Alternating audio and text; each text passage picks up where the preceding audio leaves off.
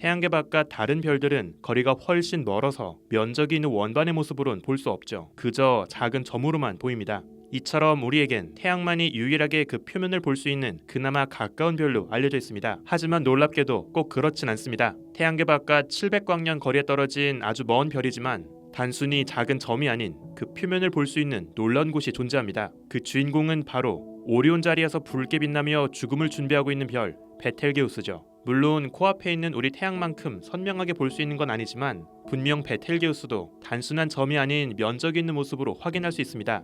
바로 지난 2년 전 베텔게우스는 갑자기 어두워지면서 모두를 놀라게 했죠. 맨눈으로 봐도 평소보다 확연하게 어두워 보일 만큼 그 차이는 뚜렷했습니다. 그래서 당시 많은 사람들은 베텔게우스가 초신성 폭발을 앞두고 별이 복잡하게 요동치며 생긴 전조현상이 아닐까 기대하기도 했죠. 하지만 아쉽게도 베텔게우스는 아직까진 무사합니다. 그런데 최근 더 디테일한 관측과 분석을 통해서 지난 겨울 베텔게우스에 대체 무슨 일이 있었던 건지를 명확히 이야기할 수 있게 되었습니다. 이 모든 이야기가 가능했던 건 바로 베텔게우스를 단순히 점이 아닌 면적이 있는 원반의 모습으로 관측할 수 있기 때문이죠. 우주먼지 현저타임즈 700광년 거리의 머나먼 별 베텔게우스를 점이 아닌 원반의 모습으로 담고자 하는 그 놀라운 노력과 발견의 역사를 소개하겠습니다.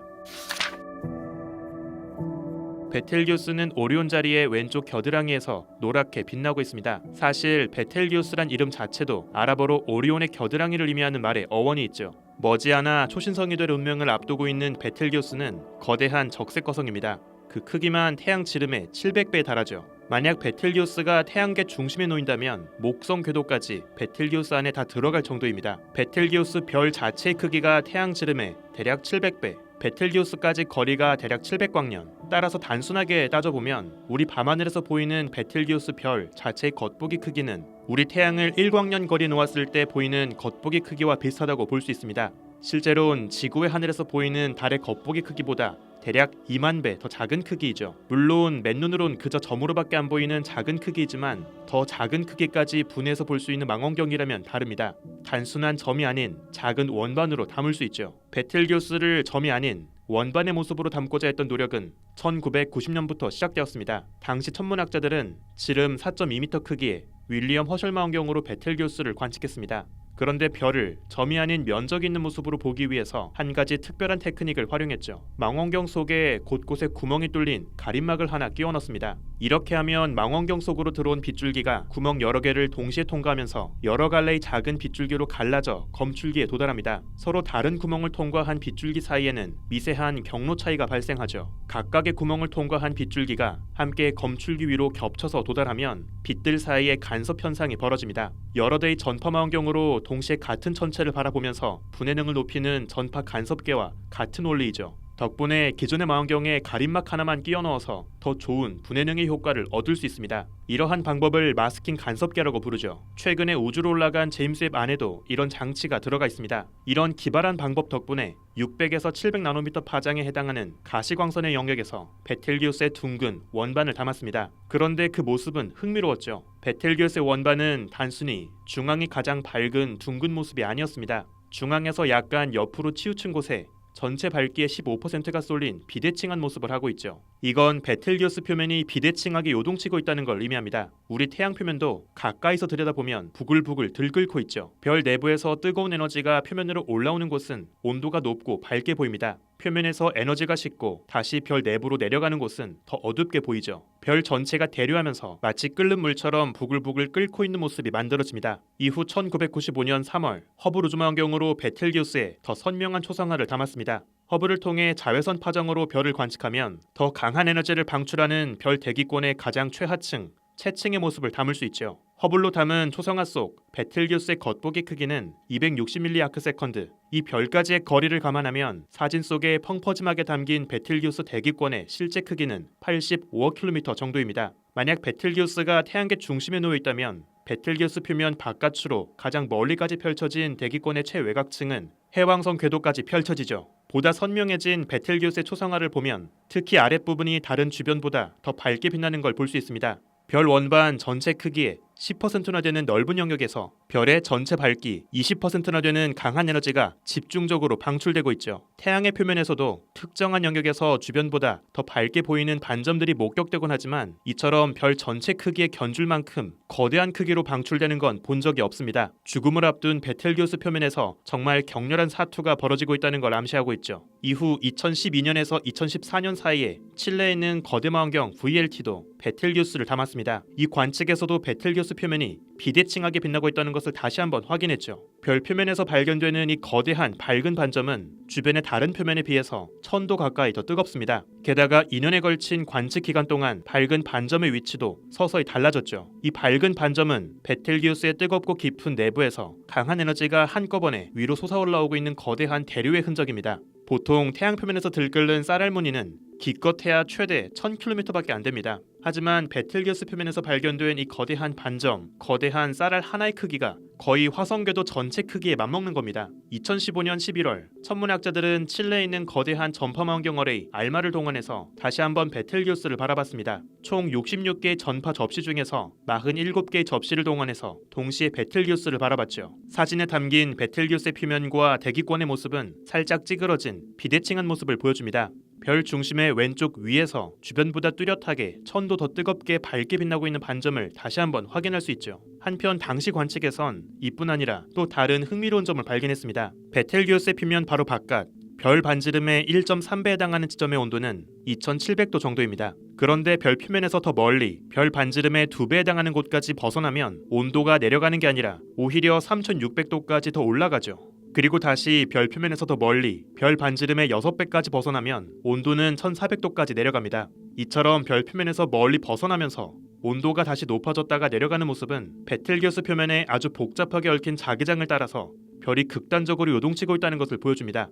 이처럼 곧 최후를 앞두고 있는 베텔기우스는 이전부터 오랫동안 쉬지 않고 요동치며 꾸준히 밝기가 변화했습니다. 대략 400일을 주기로 밝아졌다가 어두워졌다가를 반복했죠. 표면에 거대한 밝은 반점이 매달 꾸준히 요동치면서 비대칭하게 찌그러진 별의 모습도 계속 변했습니다. 그런데 지난 2019년 겨울 더욱 놀라운 일이 벌어졌죠. 갑자기 별 표면이 눈에 띄게 어두워진 겁니다. 그것도 너무나 짧은 시간 사이에 어두워졌죠. 당시 초거대 망원경 VLT에는 스피어 장비로 관측한 모습을 보면 뚜렷하게 그 차이를 볼 수 있습니다. 2019년 1월까지만 해도 비대칭하게만 할 뿐 밝게 빛나고 있던 베텔기우스는 같은 해 12월 갑자기 40% 가까이 뚝 어두워졌죠. 2019년 12월에 촬영한 모습을 보면 확연하게 별 원반 아랫부분이 검게 어두워졌습니다. 굳이 망원경으로 보지 않아도 맨눈으로도 그 차이를 느낄 수 있었죠. 그래서 당시 적지 않은 천문학자들은 초신성 폭발을 앞두고 핵융합 연료가 모두 떨어지면서 폭발 직전에 겪는 전조현상이 아닐까 추측하기도 했죠. 그다지 멀지 않은 베텔기우스가 정말 폭발한다면 지구 전역에서 맨눈으로 충분히 즐길 수 있는 아주 멋진 우주쇼가 될 겁니다. 그래서 많은 팬들은 죽기 전에 초신성 폭발이라는 역대급 쇼를 구경하는 멋진 경험을 할 수 있을 거라 기대하기도 했죠. 하지만 아쉽게도 베텔기우스의 폭발을 볼 수 있는 기회는 다음으로 좀 더 미뤄야 할 것 같습니다. 최근 천문학자들은 지난 겨울 베텔기우스에게 대체 무슨 일이 있었던 건지를 정확히 밝혀냈죠. 온갖 망원경을 총 동원해서 다시 한번 베텔기우스를 조준했습니다. 스페인 테네리페에 있는 지름 1.4m 크기의 망원경 스텔라 로봇 천문대, 애리조나에 위치한 프레드 로렌스 휘플 천문대, 그리고 원래 태양 활동을 모니터링하기 위해서 우주로 올라갔던 스테레오 A 우주망원경, 마지막으로 허블 망원경에 이르기까지 지상과 우주를 아우르는 다양한 망원경들이 총 동원되었습니다. 덕분에 베텔기우스의 요동치는 모습을 정말 실시간으로 보는 듯한 관측을 진행할 수 있었죠. 한때 모두를 설레게 했던 베텔기우스의 밝기 감소 사건의 실태는 이렇습니다. 당시 부글부글 끓고 있던 베텔기우스의 표면 바깥으로 한꺼번에 많은 양의 물질이 분출되었죠.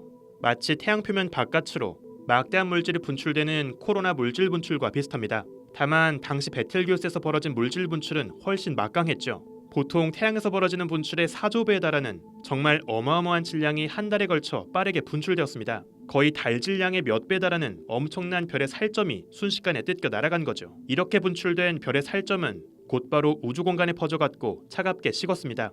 그리고 베텔기우스 앞을 잠깐 동안 가로막고 있는 짙고 거대한 먼지 구름이 되었죠.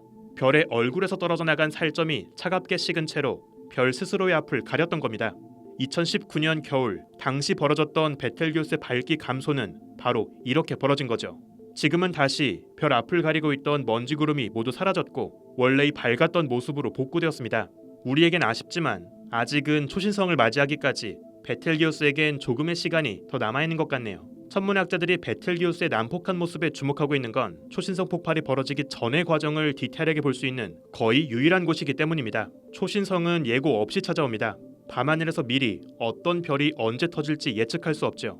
그동안 모든 초신성은 항상 폭발이 벌어지고 나면 그 뒤에 부랴부랴 망원경을 조준해서 관측한 것이 전부입니다. 결국 폭발이 벌어진 이후에서야 초신성의 존재를 알 수 있고 관측할 수 있죠. 따라서 우린 항상 최고 밝기의 정점을 찍고 나서 서서히 꺼져가는 폭발 이후의 과정만 담을 수밖에 없었습니다. 초신성을 앞두고 별에서 정확히 어떤 변화가 벌어지는지 폭발의 이후가 아닌 폭발 직전까지의 모습은 여전히 이론과 시뮬레이션에서만 존재하죠. 그런데 베텔기우스는 높은 확률로 조만간 초신성의 길을 걸을 것이 확실한 별입니다. 게다가 거리도 그다지 멀지 않고 크기도 아주 거대하죠. 덕분에 우리 태양만큼은 아니지만 다른 별과 달리 단순한 점이 아닌 면적이 있는 흐릿한 원반의 모습으로 그 표면을 볼 수 있습니다. 초신성 폭발이라는 별의 임종을 볼 수 있는 유일한 세계인 것이죠. 바로 이것이 베텔기우스가 더욱 특별한 이유입니다. 현재까지 공개된 관측 계획에 따르면 최근에 올라간 제임스 웹은 베텔기우스를 관측하는 일정은 아직 잡혀있진 않습니다. 하지만 제임스 웹도 허블과 마찬가지로 더 선명하게 베텔기우스를 볼 수 있죠. 지금도 부글부글 들끓으면서 그 모습이 계속 변화하고 있기 때문에 꾸준히 베텔기우스가 어떻게 바뀌어가고 있는지 오랜 시간 모니터링하는 것도 제임스 웹으로 시도할 만한 좋은 관측입니다. 태양계 바깥 아주 먼 거리에 있지만 표면을 볼 수 있는 거의 유일한 별 베텔기우스. 베텔기우스에겐 미안하지만 부디 머지않아 그 최후의 모습을 볼 수 있는 행운이 찾아오길 기대해봅니다. 그리고 처음으로 초신성이 폭발하기 직전부터 폭발의 정점 그리고 그 이후의 전 과정을 완벽하게 담아내는 역사적인 관측이 이루어지기를 기대해봅니다. 우주먼지 헌터타임즈 오늘은 여기서 마칩니다. 구독과 좋아요도 부탁드릴게요. 우주먼지 여러분 감사합니다. 안녕.